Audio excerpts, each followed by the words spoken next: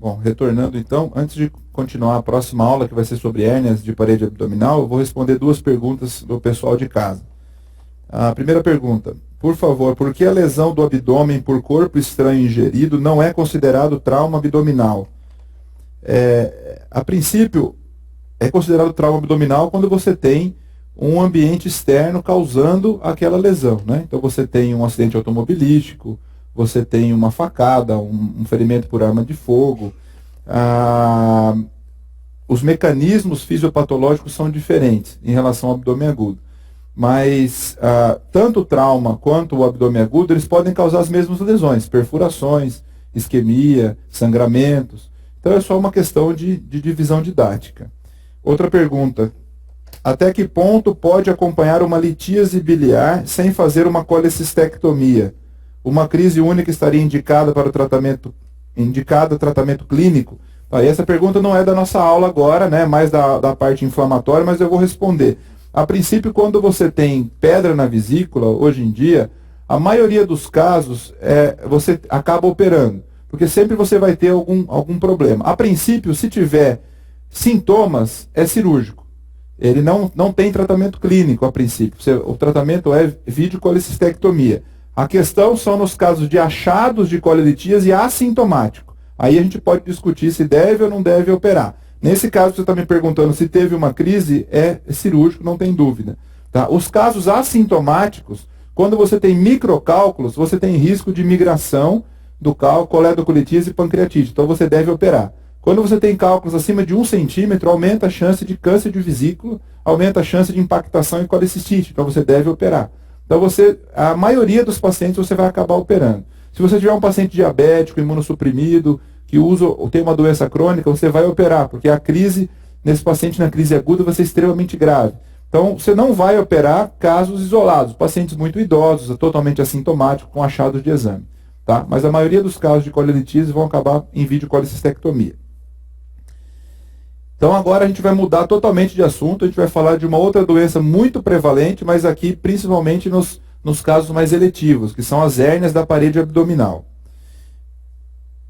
Então, vamos começar pelo conceito. O que é uma hérnia? Né? Então, a hérnia é qualquer protusão anormal de um órgão ou tecido através do defeito de suas paredes adjacentes. Então, toda vez que você tiver um órgão, um tecido que pertence a uma cavidade e ele extravasa as suas paredes e vai em direção a uma outra cavidade, isso é chamado hérnia. Isso pode acontecer em qualquer local do corpo. Então, pode ter hérnia na região inguinal, hérnia umbilical, incisional, hérnia diafragmática, hérnia de disco na coluna. Então, existe um elemento que pertence a uma cavidade e ele ultrapassa as suas paredes, isso é uma hérnia. Tá? Então, pode ocorrer em vários locais e o local mais frequente é na região inguinal. É chamado hérnia inguinal. Então, essa figurinha do Seibson, ela mostra os principais tipos de hérnia. Hérnia epigástrica, hérnias ventrais, umbilicais, inguinal direta e indireta, femoral, obturadora, perineal, ciática, lombar, diafragmática. Então, qualquer ponto em que você possa ter algum orifício e a estrutura passar através dele, isso vai ser uma hérnia.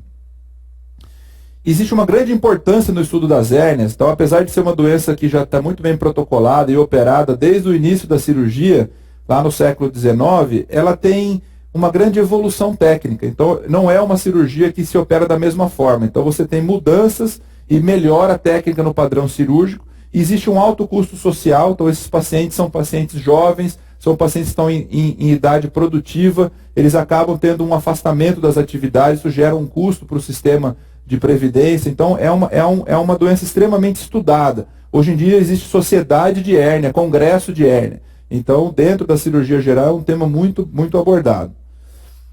Existem algumas classificações e alguns conceitos que a gente tem que conhecer na prática e também para as provas. Né? Então, a hérnia ela é dividida em hérnia redutível, encarcerada e estrangulada.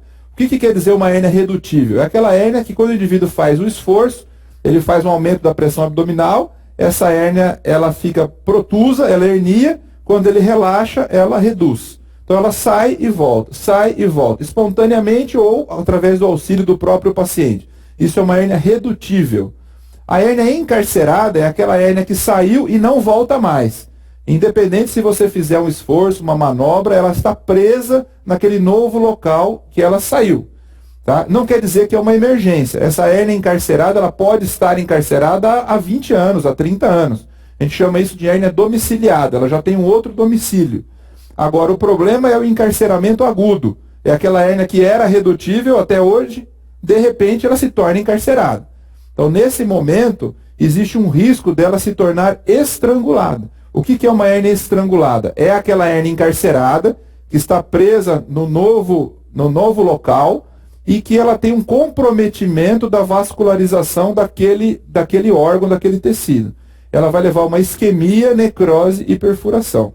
Então, a hérnia estrangulada é uma emergência. Então, todo paciente que tem sinal de hérnia que está encarcerada e que pode estar estrangulada tem que ser operado imediatamente. A hérnia encarcerada pode ser aguda ou crônica. E a gente vai tentar diferenciar isso muitas vezes na clínica. Aquela hérnia só encarcerada, ela já está estrangulada. Então, o que muda? A hérnia estrangulada, ela vai ter sinais flogísticos ao redor, pode ter um edema, um eritema, muita dor local.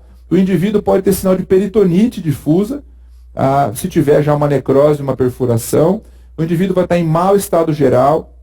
Então, a princípio, não se recomenda que a gente fique tentando reduzir a hérnia à força. A hérnia encarcerou, ou ela reduz sozinha, ou a gente vai e já programa para operar. Esse é o ideal. A literatura diz que até 6 horas você poderia tentar reduzir, mas é um risco que a gente não gosta de correr. Então, se o paciente encarcerou agudamente e você tem dúvida, é melhor você operar, porque você vai reduzir uma hérnia que, se tiver algum ponto de isquemia, pode ser que ela, num segundo tempo, ela perfure dentro da cavidade. Esse indivíduo vai voltar lá no pronto-socorro com uma perfuração intestinal. Tá? Então, hérnia estrangulada, isquemia da parede da víscera. Hérnia encarcerada é aquela hérnia que não reduz. Esses são os conceitos principais. Outros 2 conceitos importantes. O que é uma hérnia de Richter e uma hérnia de deslizamento? Então, a hérnia de Richter, o que acontece? Você tem normalmente uma alça intestinal, vamos imaginar uma alça de intestino delgado, né? O intestino delgado começa lá no ângulo de Treitz, e ele termina lá na válvula ileocecal, certo? Toda vez que você tiver um pedaço desse intestino que for entrar dentro do saco herniário, como que ele vai entrar? Ele vai entrar de lado, não tem como ele entrar de frente, porque ele começa lá no duodeno e termina no cólon. Então, a borda antimesentérica que vai herniar, porque a borda mesentérica do meso costuma puxar o intestino para dentro da cavidade. Então, normalmente, ele entra inteiro, 360 graus. Se entrar toda a alça dentro do saco herniário e ela ficar presa ali, qual vai ser a consequência clínica disso? Uma obstrução. Então, todo paciente que tem uma hérnia encarcerada com uma alça de intestino, se espera que ele tenha obstrução intestinal. Esse é o esperado. Porém, existe uma situação peculiar, que é a hérnia de Richter, em que esse pedaço da alça ele não entra totalmente. Só a borda antimesentérica que fica presa. Ele não entra 360 graus, a alça inteira dentro da hérnia. Então, a bordinha antimesentérica fica pinçada na hérnia. Ela fica encarcerada, só que ela não entra inteira. Se ela não entra inteira, o trânsito intestinal continua normal. Então, ele continua passando pelo intestino, só que aquela bordinha que está pinçada ali, ela pode isquemiar e perfurar. Isso chama hérnia de Richter. Então, o que é o conceito de hérnia de Richter? É quando uma porção da borda antimesentérica do intestino é apreendida dentro da hérnia, podendo estrangular sem obstruir. Então, é uma situação peculiar. O esperado é que ela entre por inteiro e obstrua. Agora, se ela entrar só uma porção dela e o trânsito continuar, ela pode, inclusive, demorar para dar o diagnóstico. O indivíduo vai ter muita dor, às vezes ele perfura e pode até fistulizar por ali, pela região da hérnia. Tá? E o que é uma hérnia de deslizamento? É um outro conceito. Então, quando essa alça intestinal, quando ela vai entrar dentro da hérnia, ela empurra o peritônio parietal. Esse peritônio parietal é o que a gente individualiza na cirurgia como saco herniário. Quando vocês entrarem numa cirurgia de hérnia, vocês vão ver que vai ser descolado. De um lado, os elementos do cordão, que é o ducto deferente, os vasos testiculares, que vão ser preservados. De outro lado, o saco herniário. O que é o saco herniário? É o peritônio parietal. Tá? Então, esse saco herniário, ele é individualizado. Durante a cirurgia, nós abrimos o saco herniário, tem uma alça lá dentro, o que a gente faz? Empurra aquela alça para dentro da cavidade e resseca o excesso do saco herniário e corrige a hérnia com uma tela. Essa é a cirurgia normal. Só que existem situações em que essa alça ela está colada no saco herniário, ou ela forma parte da parede do saco. Isso chama hérnia de deslizamento. Quando isso acontecer, você não vai abrir o saco herniário, porque senão você pode abrir a própria alça, porque ela está colada no peritônio. Então, nesse caso, o que você vai fazer? Você vai reduzir ele fechado por completo. Você nem vai abrir o saco herniário, vai reduzir ele inteiro e fechar e colocar a tela. Então, o que é hérnia de deslizamento? É quando a víscera herniada ela forma parte da parede do saco. Tá? Então, isso vai mudar a abordagem cirúrgica do cirurgião que está operando ali. Ele não vai abrir o saco herniário, não vai dissecar o saco herniário por completo, senão ele vai lesar a alça. Tá? Então, a hérnia de Richter é quando você tem um pinçamento da borda antimesentérica que pode perfurar sem obstruir. E hérnia de deslizamento é quando a própria víscera forma parte da parede do saco. Tá? São situações peculiares. Outro conceito, o que é uma hérnia direta, o que é uma hérnia indireta? Né? Então, isso sempre vive caindo na prova. Então, a princípio, você vai ler lá no livro, na apostila, vai dizer assim, a hérnia indireta é aquela que é lateral aos vasos epigástricos. E a hérnia direta é aquela que é medial aos vasos epigástricos. Tá certo? Tá certo. Mas, para a gente evitar ficar decorando isso e se confundindo, vamos entender por que ela chama direta e por que ela chama indireta. A hérnia direta é aquela em que ela destrói a parede e hernia diretamente. A hérnia indireta é aquela que precisa de uma ponte. Ela precisa de um canal. E esse canal é o canal inguinal. Então ela não destrói a parede diretamente. Ela, de forma indireta, entra no canal inguinal, indo em direção à bolsa escrotal. Tá? Então por isso que ela chama direta e indireta.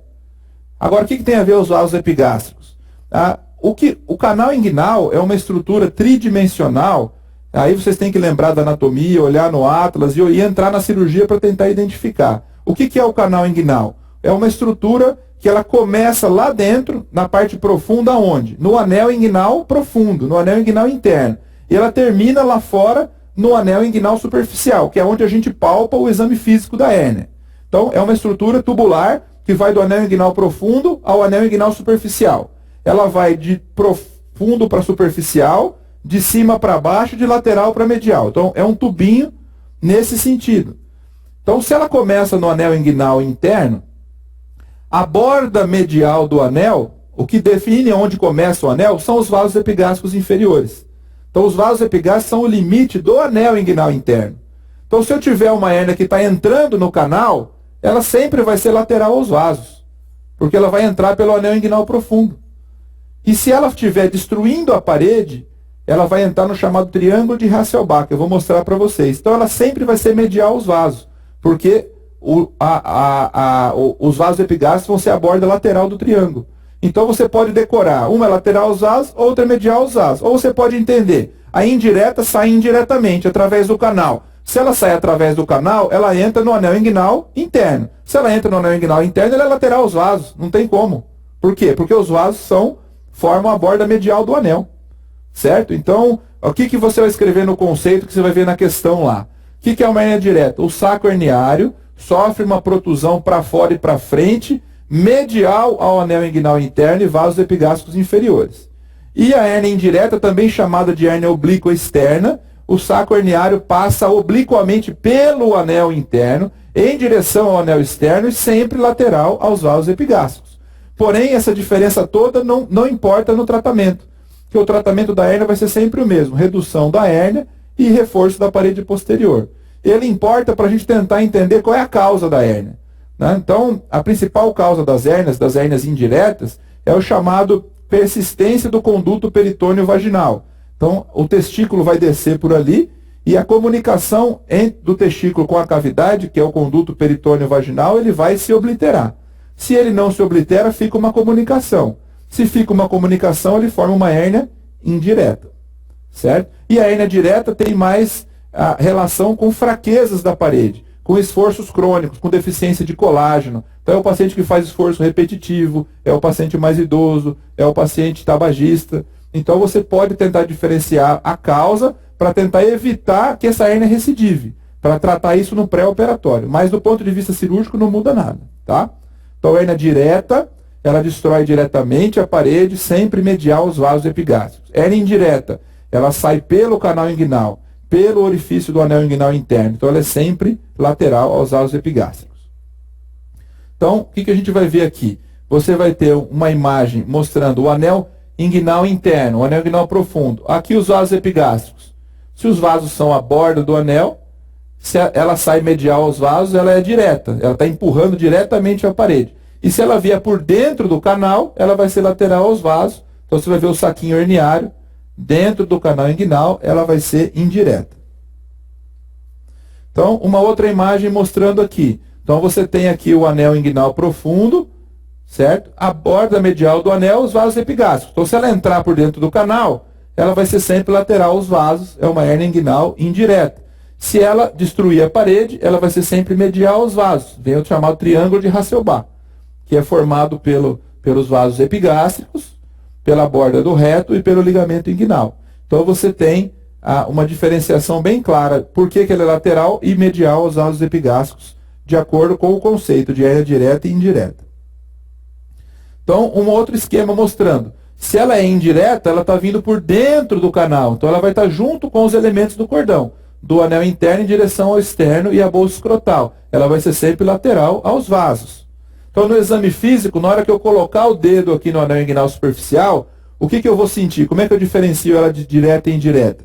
O indivíduo vai fazer o esforço abdominal, a manobra de Valsalva, e eu vou sentir o abaulamento na ponta do dedo. Por quê? Porque o dedo está dentro do canal. Tá? Então, isso é uma hérnia indireta. Certo? Se ela for uma hérnia direta, ela não está por dentro do canal. Ela está abaulando medial aos vasos. Então, na hora que você colocar o dedo aqui, você não vai sentir na ponta do dedo, vai sentir na face posterior do seu dedo, que tem um abaulamento por conta da fraqueza da parede. Então, por isso, assim que a gente diferencia, se ela é direta ou indireta. Muitos casos, você tem simplesmente uma hérnia inguinal indireta tão grande, que ao mesmo tempo vem a parede junto, que é chamado hérnia mista, que ela é direta e indireta. Então, por isso, essa diferenciação não tem muita importância prática. Mas é só para vocês entenderem o conceito, exatamente o que é uma coisa e outra, e como a gente diferencia isso na prática. Dados importantes epidemiológicos que talvez seja o mais importante para a prova de vocês, né? Então, a hérnia, em torno de 5 a 7% da população vai ter hérnia ao longo da vida. Então, é um número muito grande de pacientes. Qual que é o principal tipo de hérnia? É a chamada hérnia inguinal. Principalmente a indireta. Então, 2/3 delas são indiretas. Então, qual é o principal tipo, a mais comum de todas? É a hérnia inguinal indireta, tá? Memorizem isso. Depois, nós temos as incisionais, as umbilicais epigástricas e as femorais são mais raras. Existe um predomínio, no geral, sempre de homem. Homem tem muito mais hérnia do que mulher, até 25 vezes mais. A hérnia inguinal indireta é a mais comum, independente do sexo. Então, se perguntar qual é a mais comum no homem, inguinal indireta. Na mulher, inguinal indireta também. Tá? Porém, existe um predomínio no sexo feminino das hérnias femorais e umbilicais. Então, se alguém perguntar para vocês qual é a principal hérnia da mulher, inguinal indireta. Porém, quem tem mais chance de ter uma hérnia femoral, o homem ou a mulher? A mulher. E quem tem mais chance de ter hérnia no geral? O homem. Tá? Então isso costuma ser sempre perguntado nas provas de forma de várias pegadinhas possíveis. Tá? Então, embora as hérnias femorais sejam mais comuns em mulheres do que em homens, as inguinais indiretas continuam sendo as mais comuns das mulheres. Tá? Então isso aqui tem que estar bem memorizado. A prevalência das hérnias aumenta com a idade, assim como a chance de estrangulamento e a necessidade de hospitalização. Então, quanto mais idoso o paciente, mais hérnia ele vai ter e mais chance de ter alguma complicação. Outra pegadinha, a maior parte das hérnias estranguladas são inguinais. Por quê? Porque tem mais, em número absoluto. Se eu for fazer um levantamento de todas as hérnias estranguladas operadas no Brasil, qual foi a principal causa? Foi a hérnia inguinal indireta, porque tem mais. Agora, se eu pegar uma hérnia inguinal e uma hérnia femoral, qual tem mais risco de encarcerar e estrangular? É a femoral, muito maior. Por quê? Porque o orifício dela é muito pequeno. Então, quanto menor o orifício da hérnia, mais chance dela herniar e ficar presa. Ela não vai reduzir. Tá? Então, você tem mais chance de estrangulamento. Então, as hérnias femorais são as que têm a maior taxa de estrangulamento, até 20%. Tá bom? Agora, no geral, as estranguladas são mais inguinais porque elas têm mais. Então, tanto as inguinais como as femorais ocorrem mais do lado direito. Isso é uma outra pergunta também. Né? Por quê? Porque como é a maioria em homem, existe uma descida do testículo direito mais lenta do que o esquerdo. Então, com isso, você tem um atraso maior do fechamento do processo peritônio vaginal. Então, você vai ter sempre mais hérnia do lado direito do que do lado esquerdo. Tá? Então, o principal tipo de hérnia é inguinal indireta em homem e do lado direito. E quais são as causas? Existem fatores de riscos congênitos e adquiridos. Então, o primeiro é essa persistência do processo peritônio vaginal. Então, o testículo, ele é intracavitário durante a vida embrionária. No final da gestação, esse testículo vai descer em direção à bolsa escrotal. Então, por que ele sai da cavidade? O ovário é intracavitário, o testículo é extracavitário. Por quê? Porque a temperatura ideal de produção de espermatozoide, ela é mais baixa do que a temperatura corpórea. Então, ele tem que ficar fora. Tá? Então, e inclusive, nessa descida, ele vai formar esse canal inguinal. Então, o canal inguinal ele vai sendo formado pelo testículo que vai descendo e vai ficar essa comunicação dos vasos testiculares e do ducto deferente. Tá? Porém, depois que o testículo desce, esse conduto ele tem que se obliterar. Se ele continuar essa comunicação, vai ter uma ponte de entrada. Qualquer esforço que o indivíduo fizer, ele pode ter uma hérnia inguinal. Então, a persistência do processo vaginal é o principal causa. A prematuridade e o baixo peso vai aumentar a chance, inclusive, de criptorquidia e de descida mais lenta do testículo. Doenças como deficiência do colágeno, síndrome de Marfan, podem também causar hérnia por conta de fraqueza das aponeuroses. São mais raros. As adquiridas são importantes, porque nós temos que combater no pré-operatório. O tabagismo, então, além de alterar o colágeno, o tabagismo vai também levar o paciente a ser um tossidor crônico. Então, ele pode fazer esforço repetitivo. O paciente prostático, então ele faz um esforço para urinar. O DPOC pode tossir muito.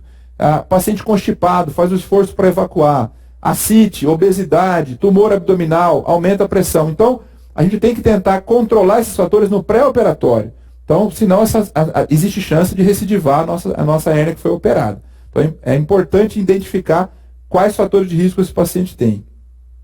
Então, aqui só mostrando o esquema da descida do testículo e ele vai criando o canal inguinal. Então ele vai empurrando a musculatura, o peritônio, e a não obliteração desse processo peritônio vaginal vai causar uma comunicação que isso vai levar a uma hérnia inguinal no futuro. Como é que vai ter a clínica desse paciente? Então esse paciente vai ter um abaulamento na região, normalmente é um diagnóstico fácil, às vezes o paciente já chega falando que tem hérnia. É um abaulamento redutível na maioria das vezes, que aumenta com esforço, pode ter dor local, pode ter uma tumoração fixa se ela estiver encarcerada cronicamente, sinais de parestesia se ele tiver, por exemplo, compressão de algum tipo de nervo, ele pode ter dor, parestesia na região local, na região da coxa, de acordo com a apresentação das hérnias. Você sempre vai examinar esse paciente em pé e deitado. Às vezes o paciente deitado você pode ter dificuldade de palpar. Quando ele levanta, facilita muito. Você vai colocar o dedo na região do anel inguinal superficial e pedir uma manobra de valsalva. O paciente vai fazer um esforço abdominal, vai assoprar a mão sem soltar o ar para aumentar a pressão abdominal e você vai sentir ali na ponta do seu dedo indicador. Raramente é necessário um exame complementar. Se for fazer alguma coisa, o ultrassom pode ajudar. O ultrassom ele mostra diagnóstico diferencial em caso de hidrocele, de linfonodos, de lipoma, de tumor benigno, de varicocele, então, de uma torção de testículo, de uma orquite. Então você pode precisar de diagnósticos diferenciais, mas na grande maioria das vezes o diagnóstico é clínico, o exame físico. Então você vai pedir para o paciente fazer uma manobra de valsalva e vai colocar o dedo pela bolsa escrotal em direção ao anel inguinal superficial. Então, o que você espera? Que durante a manobra, o indivíduo faça o esforço e você vai perceber o abaulamento. Você vai palpar a região do anel inguinal superficial. É como se fosse uma região triangular. Então, você tem que examinar o doente no ambulatório para saber localizar o anel. O que forma o anel inguinal superficial? É a própria aponeurose do músculo oblíquo externo, que é o que forma o teto do canal. Ela se divide e forma um anel inguinal superficial. Tá? Então, você pode usar outras manobras também. Por exemplo, a manobra do Landvar. Se você pressionar o anel inguinal profundo, veja bem, não pega mais o superficial, pega o anel profundo e peço para o indivíduo fazer um valsalva, se for uma hérnia indireta, o que vai acontecer? Nada. porque você está fechando o anel inguinal profundo. E se for uma hérnia direta, ele vai continuar abaulando na região do triângulo de Hasselbalch. Então, são formas diferentes de examinar o paciente. Então, como eu disse, as principais hérnias são as inguinais, femorais, umbilicais e incisionais. Então, eu vou falar um pouquinho só, é importante lembrar um pouco da anatomia do canal inguinal, que vai ser fundamental para a correção cirúrgica. Então, existem técnicas diferentes, a gente tem que tentar lembrar que é uma anatomia complexa, que a maioria de vocês provavelmente já não se lembra mais, mas tem que ir lá no livro de anatomia e olhar na cirurgia para tentar entender as estruturas. Então, o canal inguinal, como eu disse, é uma estrutura tridimensional que vai do anel profundo ao anel superficial. Esse canal inguinal, ele vai ter um teto, um assoalho, uma borda superior e uma borda inferior. Quais são esses limites do canal inguinal? O teto do canal inguinal é a aponeurose do músculo oblíquo externo, certo? O assoalho é a chamada fáscia transversalis, que é um tecido que fica acima do peritônio. Então você vai, para entrar no canal inguinal, vai ter que abrir a aponeurose do oblíquo externo e rebater para chegar nos elementos do cordão. Aí você tem superiormente a ele o músculo oblíquo interno e o transverso, que é o chamado tendão conjunto. E esse mesmo músculo oblíquo interno, ele vai dar fibras musculares que vão envolver o cordão, que é o chamado músculo cremaster. Tá? O músculo cremaster envolve as estruturas do cordão e são fibras oriundas do oblíquo interno. E para que serve o cremaster? Ele serve para tracionar ou para afrouxar a bolsa escrotal, de acordo com a temperatura. Então, se tiver um clima mais frio, ele vai tracionar a bolsa escrotal e trazer o testículo para perto. Tá? Então, ele serve para isso, o músculo cremaster. E a borda inferior é o chamado ligamento inguinal, que nada mais é do que a própria aponeurose do oblíquo externo. Na parte mais inferior dela, ela tem um espessamento que é o chamado ligamento inguinal. Então,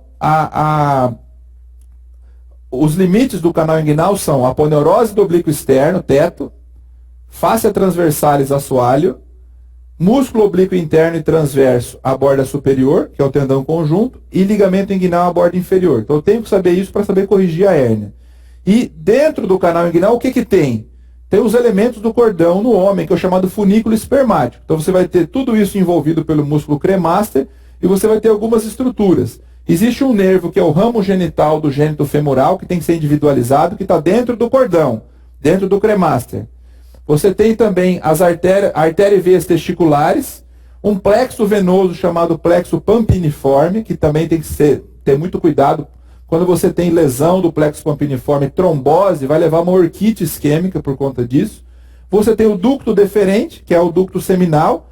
Se você tiver uma lesão do ducto deferente, o que você está fazendo no paciente? Uma vasectomia, né? Então tem que tomar cuidado, porque o ducto deferente é importante para a fertilização. E o músculo cremaster que envolve tudo isso. Tá? Então, quais são os elementos do cordão? Ducto deferente, artéria e veias testiculares, plexo pampiniforme e ramo genital do gênito femoral. Tudo isso envolvido pelo cremaster. Dentro do canal inguinal, mas fora do cordão, a gente tem mais outros dois nervos, que é o nervo ilho inguinal e o ilho hipogástrico. Então esses nervos também têm que ser individualizados logo que você abre o teto, que é a aponeurose do oblíquo externo. Então você encontra esses dois nervos e dentro do cordão você encontra mais o ramo genital do gênito femoral. E na mulher? Na mulher só tem o ligamento redondo, que é um ligamento que ajuda a fixação do útero.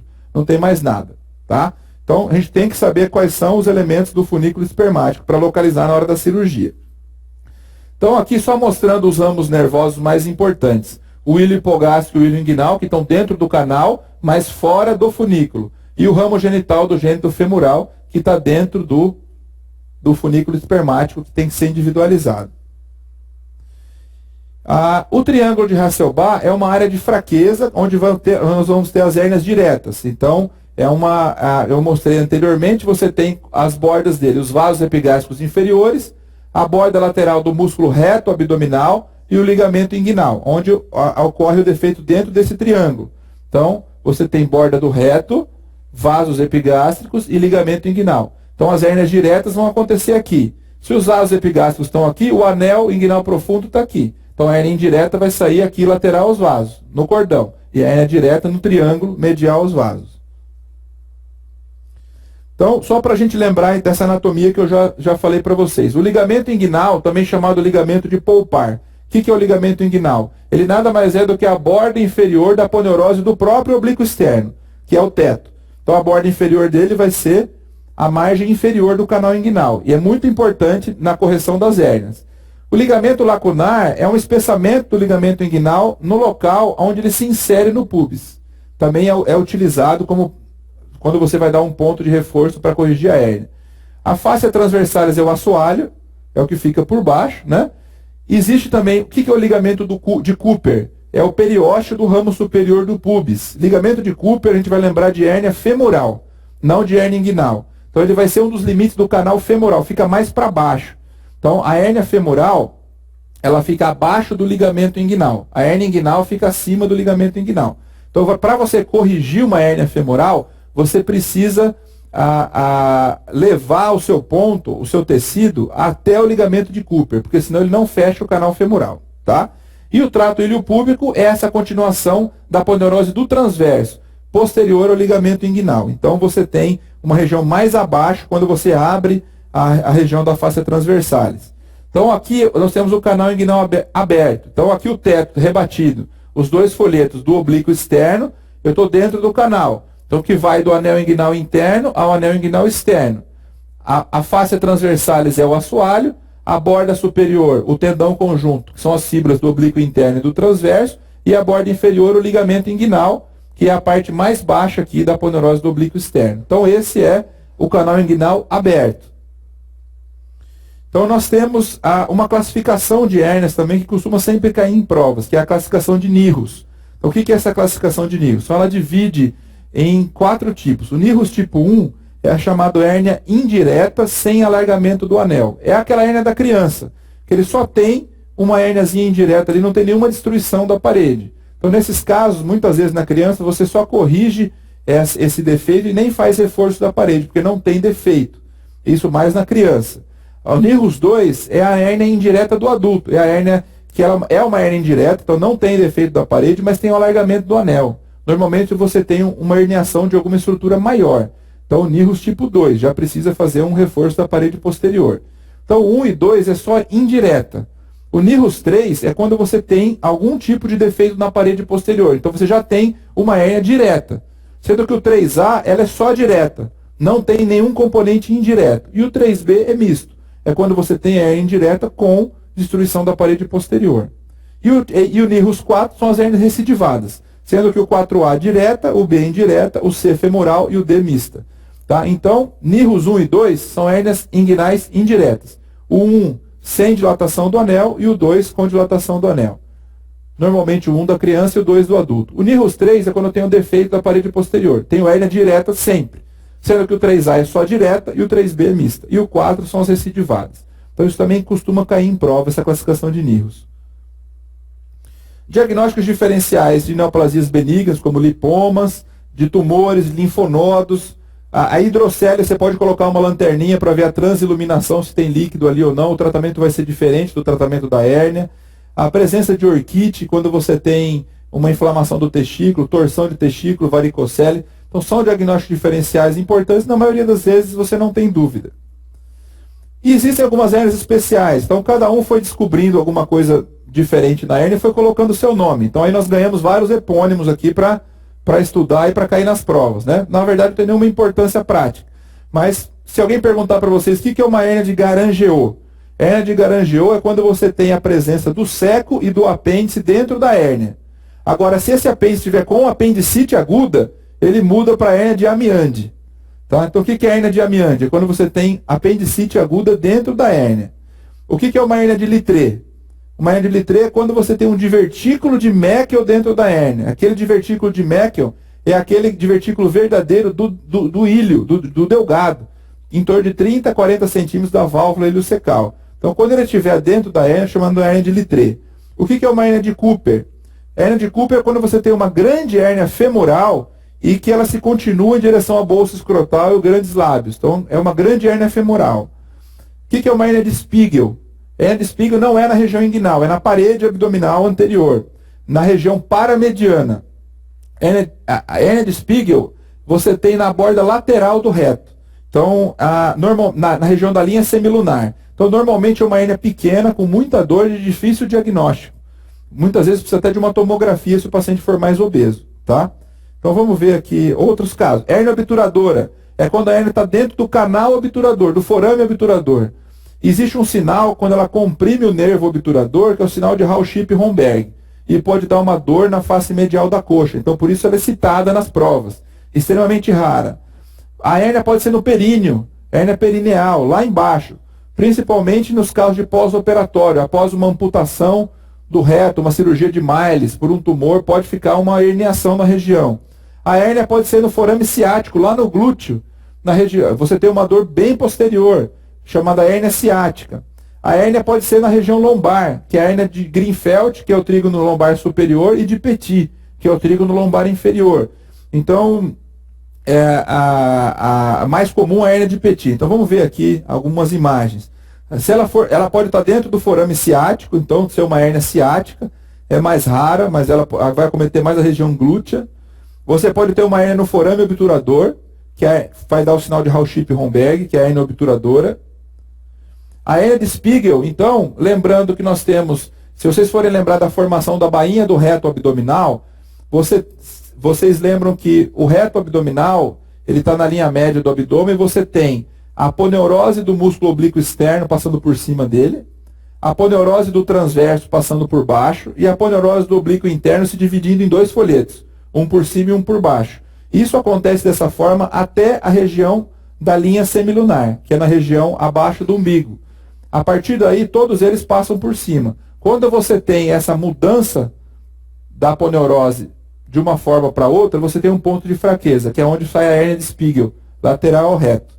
Tá? Então você tem aqui, ó, na região da linha semilunar, na borda paramediana, na região da borda lateral do reto, você tem essa herniaçãozinha aqui, onde a aponeurose muda de posição no reto abdominal. Então é difícil o diagnóstico e ela pode ser grave, essa hérnia de Spiegel. E as hérnias lombares, né? Então você tem o Greenfeld, que você tem a 12ª costela, a musculatura paravertebral e o oblíquo interno, que é o trígono lombar superior. E você tem a hérnia de Petit, que é a crista ilíaca, o oblíquo externo e o grande dorsal, que é o trígono lombar inferior. A hérnia de Petit é mais comum. Então ela pode ser necessário muitas vezes colocar uma tela para corrigir esse defeito. Hérnias no períneo, principalmente pós-operatório de ressecções, ou hérnias congênitas também podem acometer essa região. E como é que eu trato hérnia? Hérnia é uma doença de tratamento cirúrgico, não tem tratamento clínico para hérnia. Tá? Então ou o indivíduo fica com a hérnia o resto da vida, ou ele vai operar para corrigir, porque é um defeito mecânico da parede. Quais são os princípios para correção? Eu vou simplesmente reduzir os elementos, ou ressecar, retirar esse excesso de saco herniário e reforçar a parede posterior. Então esses são os princípios de todas as técnicas. Para isso, eu tenho várias técnicas aí na história, eu vou mostrar algumas para vocês, mas hoje a principal, a mais usada é a técnica de Lichtenstein, que é a técnica sem tensão. Mas nós temos, por exemplo, o que o Bassini propôs lá no final do século XIX. Então ele pensou, se eu tenho um defeito aqui na parede posterior, eu vou dar um ponto da borda de cima na borda de baixo e vou fechar esse defeito. Então ele liga, o que o Bassini faz? Ele vai dar um ponto do tendão conjunto no ligamento inguinal. Vários pontos separados, desde a região do pubis até o anel inguinal interno. É uma técnica que funciona bem. Só que por que ela tem um alto índice de recidiva? Porque fica muito tenso. E cada vez que dá um ponto apertado aqui tenso, qualquer esforço que o indivíduo fizer no pós-operatório, ele vai romper o ponto ou ele vai esgarçar o tecido. E a hérnia vai recidivar. Então o problema do Bassini é a tensão. Tá? Então, mas é uma técnica que foi muito usada, que ainda a gente, em algumas situações, ainda pode fazer. Então vai ligar a região superior, que é o oblíquo interno e transverso, o tendão conjunto, ao ligamento inguinal, em pontos separados. O que o Lichtenstein propôs? Ele propôs a gente colocar uma prótese e para não deixar ter a tensão, que o problema é a tensão. O que a gente usa hoje é a tela de Milex, a tela de polipropileno, que é um material inabsorvível, e ele vai causar uma reação, uma fibrose, uma aderência muito grande aqui, e sem tensão nenhuma. E essa fibrose causada pela tela que vai evitar a recidiva da hérnia. Então, classicamente, ele fixa essa tela no ligamento inguinal com pontos contínuos e no tendão conjunto com pontos separados. E ele vai abrir essa tela no meio para formar o anel inguinal, para passar os elementos do cordão. Faz a chamada gravata. Então, essa gravatinha aqui, ele cria o novo anel inguinal interno. Tá? Então, isola-se os elementos do cordão, a tela é fixada no ligamento inguinal e no tendão conjunto e faz a gravatinha aqui para formar o novo anel inguinal interno. Essa gravatinha tem que normalmente ter uma polpa digital. Se ela ficar muito apertada, pode isquemiar os vasos. Se ela ficar muito frouxa, pode recidivar a hérnia. Então você tem que saber calibrar bem aí esse espaço. A técnica então, mais usada é o Lichtenstein. Técnica de McVeigh. O que vocês têm que saber da técnica de McVeigh? Que ela é a única que vai corrigir a hérnia femoral. Tá? Por quê? Porque ela vai levar essa região de cima do tendão conjunto, não no ligamento inguinal, mas mais embaixo, no periósteo do pubis, que é o ligamento de Cooper. Então o McVeigh vai usar o ligamento de Cooper e vai corrigir a hérnia femoral. É isso que a gente tem que saber. E os vasos femorais, eles fazem parte da borda do próprio canal femoral. Então tem que tomar cuidado para não lesar os vasos femorais nessa região. Tá? Então, técnica de McVeigh, ligamento de Cooper, hérnia femoral. E aqui que é a técnica de Shouldice. Shouldice é o nome de uma clínica no Canadá em que eles desenvolveram uma técnica. Por que a importância dela? Das técnicas que não usam tela, ela é a técnica que tem a menor recidiva. Então por isso que ela é citada. Se você for optar por alguma técnica, hoje sem tela se usa o Shouldice. O que é o Shouldice? É a chamada técnica do embricamento ou do jaquetão. Você faz várias linhas de sutura. Então, ele simplesmente pega o assoalho, que é a face transversalis, abre ela, divide em dois. Vai ter um folheto para um lado e um para o outro. Aí joga um por baixo e um por cima, faz o embricamento. Então, uma coisa que era única já vira duas camadas. Depois ele vai fazendo ponto contínuo, aí volta suturando como se fosse um bacine, e depois faz uma terceira camada ainda usando a parte de trás da poneurose do oblíquo externo. Então, são 3 linhas de sutura contínua, e ele faz incisões de relaxamento ao redor para evitar tensão. Então o Shouldice mostra uma recidiva baixa, não é igual à da tela, mas ela é a melhor das técnicas sem tela. Então vai fazendo pontos contínuos com 3 linhas de sutura, né? Até fechar e isso ficar bem protegido. Então nós temos a técnica de Bassini, que é uma técnica antiga que vai ligar o tendão conjunto e o ligamento inguinal. Nós temos a técnica de McVeigh, que é do femoral. Temos o Lichtenstein, que é o sem tensão, que é com tela mais usada. E o Shouldice, que é a técnica do imbricamento, que são linhas de sutura contínua. Isso tudo são as vias anteriores, a forma clássica de corrigir. Você pode também tratar isso de dentro para fora. Então, teoricamente, se você colocar uma tela por dentro, faria mais sentido do ponto de vista biomecânico, porque quando o indivíduo faz esforço, ele empurra a tela contra o defeito e ele vai fixar mais a tela. Quando a tela está colocada por fora, quando ele faz esforço, ele tende a expulsar a tela, a descolar. Então, hoje em dia, tem-se a tendência de tentar colocar essa tela por dentro. E a primeira técnica é a técnica de estopar, que não é mais utilizada hoje em dia, que ele fazia tipo um fan steel, uma incisão de cesariana, e corrigia dos 2 lados, por dentro, no espaço pré-peritoneal, que é o que faz hoje na vídeo. Só que sem precisar fazer incisão. Então, por isso que o estopar não usa mais. Hoje, se for fazer uma técnica posterior, ela é por videolaparoscopia. Então, aí nós temos 2 opções mais utilizadas. O TEP e o TAP. O que é o TEP? O TEP é o totalmente extraperitoneal. Então, eu não vou entrar na cavidade. Eu vou abrir uma incisão, vou chegar, antes de entrar no peritônio, no espaço retroperitoneal, eu vou criar um espaço ali. É um espaço virtual, vou criar um espaço real com um balão dilatador e vou trabalhar ali, na região pré-peritoneal, colocar uma tela por dentro. E o que é o TAP? É o transabdominal pré-peritoneal. Eu vou entrar na cavidade, fazer uma vídeo como se fosse operar uma vesícula. Faço o inventário da cavidade, aí eu olho para a região da hérnia, abro o peritônio e trabalho lá fora. Coloco a tela lá e depois fecho o peritônio para a tela não ficar em contato com as alças. Então, o transabdominal pré-peritoneal. As duas têm prós e contras, não vou entrar em detalhes técnicos, mas quais seriam as vantagens da hérnia inguinal por vídeo? Então, algumas vantagens. Primeiro, poderia ter uma alta mais precoce, um retorno mais rápido às atividades, principalmente atividades físicas. Então, o paciente que é um atleta de alto rendimento, na hérnia por vídeo ele pode voltar mais rápido.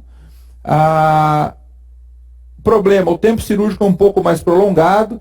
Em relação à recidiva hoje, parece não ter diferença entre a hérnia aberta e a laparoscópica.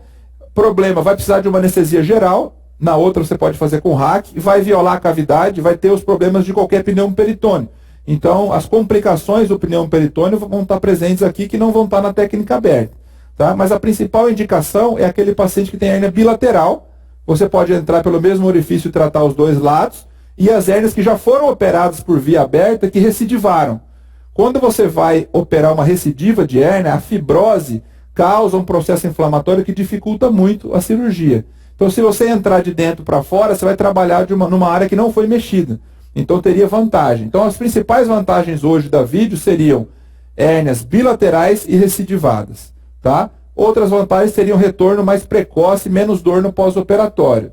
O contra seria a necessidade de anestesia geral, o maior custo e violar a cavidade abdominal, certo? Então, o TEP, só para mostrar para vocês o que é um balão dilatador, ele vai criar o espaço na região pré-peritoneal e vai trabalhar aqui e colocar uma tela lá dentro. Não vai entrar na cavidade. É uma técnica que tem uma curva de aprendizado maior. Tá? E na videolaparoscopia, no TAP, é isso que a gente encontra, a hérnia bilateral. Aqui os chamados ligamentos umbilicais. Aí agora eu vou abrir esse peritônio e vou trabalhar lá fora. E vou ter que entender toda a anatomia de novo de forma ao contrário do que nós explicamos aqui. Então, existe uma curva de aprendizado que não é muito pequena. Então, quando abre o peritônio, é isso que a gente encontra. Tá? Então, o que você tem aqui nessa região? É o anel inguinal interno. Os vasos epigástricos, então, lateral aos vasos. A hérnia que sair por aqui é uma hérnia indireta. A hérnia que sair medial aos vasos é uma hérnia direta. E abaixo do ligamento inguinal é uma hérnia femoral.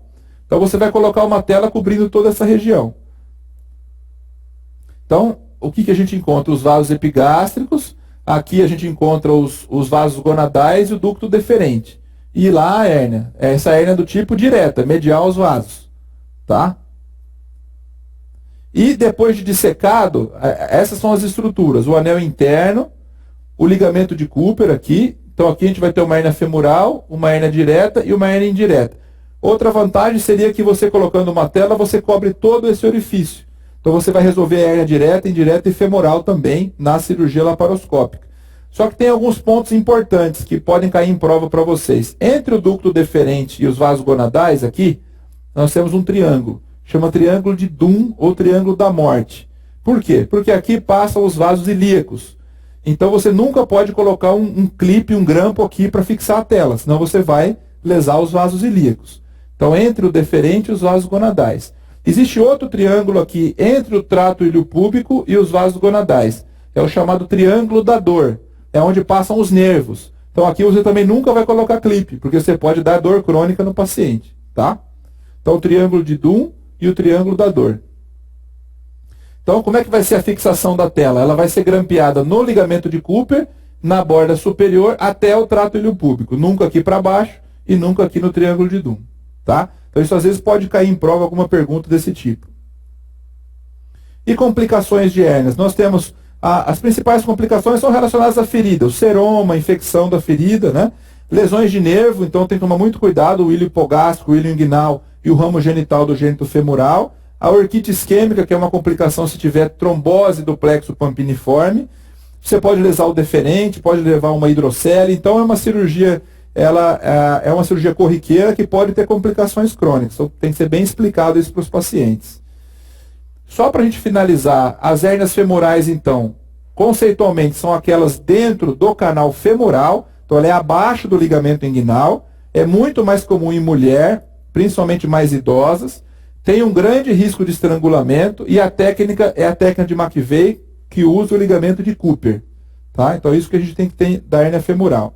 A hérnia incisional, ela está presente em torno de 10% das laparotomias. Hoje em dia melhorou muito por conta da melhora dos fios de sutura, mas mesmo assim você tem grupos de risco, pacientes desnutridos. A principal causa é a infecção da ferida e hematoma, é o que vai levar mais a hérnia incisional. Mas o paciente obeso, diabético, assítico, idoso, uso de corticoide, diálise, isso pode piorar e aumentar a chance de hérnia incisional. Elas são extremamente difíceis de corrigir e na grande maioria das vezes precisa de tela. Você tem uma recidiva de 50% só com sutura. Então a hérnia incisional, a maioria das vezes tem que colocar tela. Existe a técnica de imbricamento, tentar colocar um por baixo do outro, mas com as telas hoje em dia isso caiu muito. Hoje em dia existem inclusive telas que podem ficar em contato com as alças, chamadas telas de dupla face. Quando você tem um orifício muito grande, você vai ter que colocar uma tela que vai acabar ficando em contato com o aço. Ela tem uma parte absorvível dela. Então, mesmo você usando tela, você ainda tem uma recidiva de 10%. Então, são hérnias extremamente difíceis de tratar. E as hérnias umbilicais, em que nós temos a persistência do anel umbilical, é mais comum em negros, tem baixo índice de estrangulamento. Então, aquele paciente que aumentou a pressão abdominal, gestante, ascite, pacientes com algum tumor abdominal. Então, você simplesmente vai corrigir, vai descolar o umbigo e fazer a sutura simples. Se tiver um orifício acima de 2 centímetros, aí você pode colocar uma tela também na região umbilical. Mas é tratamento mais simples. No pós-operatório, qual que é o nosso principal medo, principal risco em relação à tela? É a infecção. Então, esse paciente tem que ser muito bem orientado do ponto de vista de limpeza, de asepsia. O protocolo a utilizar antibiótico, profilaxia. Então, como é uma cirurgia limpa, ela poderia nem ser utilizada. Mas como usa tela, usa prótese, é obrigado a utilizar. Pelo menos no intraoperatório. Às vezes até 24 horas do pós-operatório. Não precisa manter mais do que isso o antibiótico. Mas é importante fazer antibiótico profilaxia e orientar esse paciente em relação a exercício físico, ao peso. Se esse paciente ele deve manter aí pelo menos 4 semanas, evitando atividades físicas mais pesadas. Ele pode caminhar, ele não vai precisar ficar em repouso com o uso de tela, mas ele não deve pegar peso antes de 4 semanas. E só para a gente colocar, o Bassini pode ter uma recidiva de até 25%, o McVeigh de até 15%, o Stopar 7%, o Shouldice ele fica em torno de 2,5% de recidiva, que é um bom resultado para a técnica sem tela, e o Liechtenstein hoje fica em torno de 1%. Então, você mesmo fazendo a técnica com tela, o paciente tem que saber que existe chance de recidiva, tá? Independente da técnica. Então, vamos fazer algumas questões agora aqui para finalizar. Um paciente que apresenta uma herniação inguinal indireta, apresentando anel inguinal interno dilatado, porém, com parede posterior preservada. Qual a classificação de NIRRS? Então, indireta com anel dilatado. NIRRS 2, caindo na prova 2015.